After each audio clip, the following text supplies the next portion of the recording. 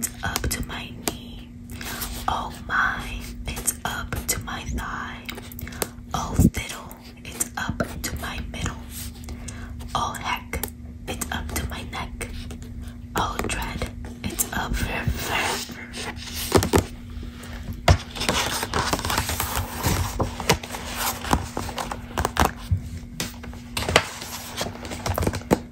Enter this deserted house, but please walk softly as you do.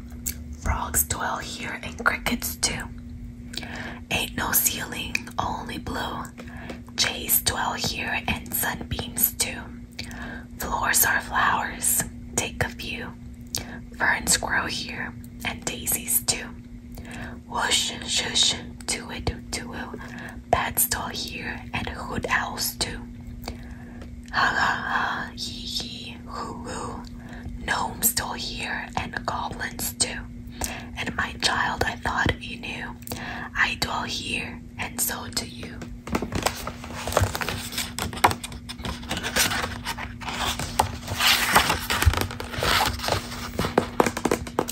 Jumping rope. This started out as a jumping rope. You probably think I'm a dope, but this started out as a jumping rope, and now I fear there is no hope. But this started out as a jumping rope.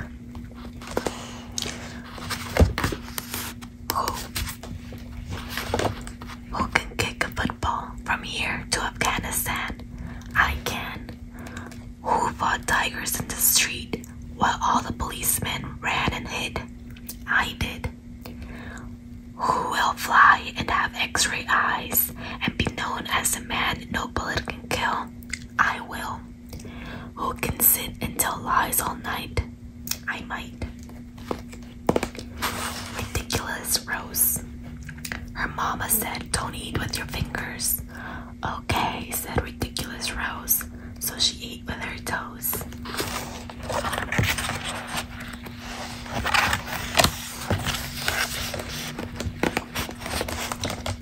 Hat. Daddy said it was a hat, so I put it on. Now Dad is saying, where the heck's the toilet plunger gone? My rules. If you want to marry me, here's what you have to do. You must learn how to make a perfect chicken dumpling stew. And you must sew my holy socks and soothe my troubled mind and develop the knack of scratching my back and keep my toes spotlessly shined. And while I rest, you must rake up the leaves. And when it is hailing and snowing, you must shovel the walk and be still when I talk. And hey, where are you going? Oh, have you heard? Oh, have you heard? It's time for vaccinations. I think someone put salt in your tea. They're giving us 11-month vacations and Florida has sunk into the sea. Oh, have you heard? The president has measles. The principal has just burned down the school. Your hair is full of ants and purple weasels. April Fool. Warning. Inside everybody's nose there lives a sharp-toothed snail. So if you stick your finger in, he might bite off your nail. Stick it further up inside and he might bite your ring off. Stick it all the way and he may bite the whole darn thing off.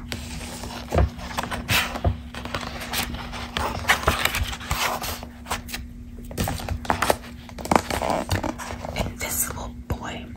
And here we see the invisible boy in his lovely invisible house feeding a piece of invisible cheese to a little invisible mouse. Oh, what a beautiful picture to see. Will you draw an invisible picture with me? Tight hat. I tried to tip my hat to Miss McCaffrey. I never should have put it on so tight, 'cause it wouldn't come off my head and my neck got stretched instead. That's what you got for trying to be polite.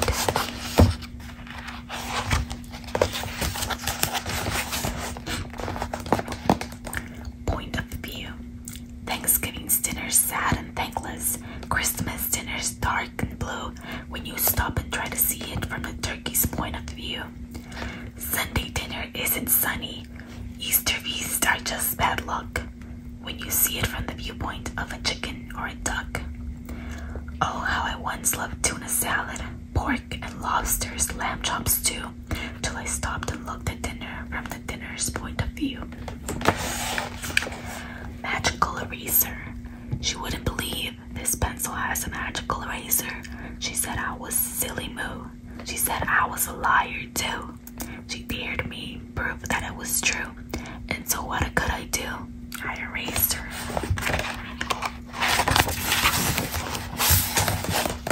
If I had a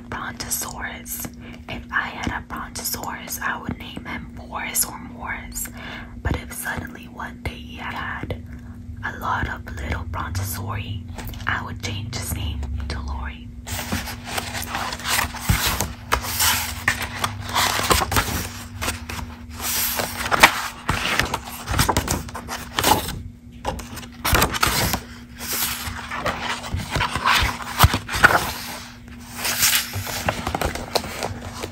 The silverfish. While fishing in the Blue Lagoon, I caught a lovely silverfish, and he spoke to me. My boy, quoth he, please set me free, and I will grant your wish. A kingdom of wisdom, a palace of gold, or all the goodies your fancies can hold. So I said okay, and I threw him free, and he swam away, and he laughed at me, whispering my foolish wish into a silent sea. Today I caught that fish again, that lovely silver prince of fishes, and once again he offered me, if I would only set him free, any one of a number of wonderful wishes. He was delicious. Forgotten language. Once I spoke the language of the flowers. Once I understood each word the caterpillar said. Once I smiled in secret at the gossip of the starlings and shared a conversation with the housefly in my bed. Once I heard and answered all the questions of the crickets and joined the crying of each fallen, dying flake of snow. Once I spoke the language of the flowers. How did it go? How did it go?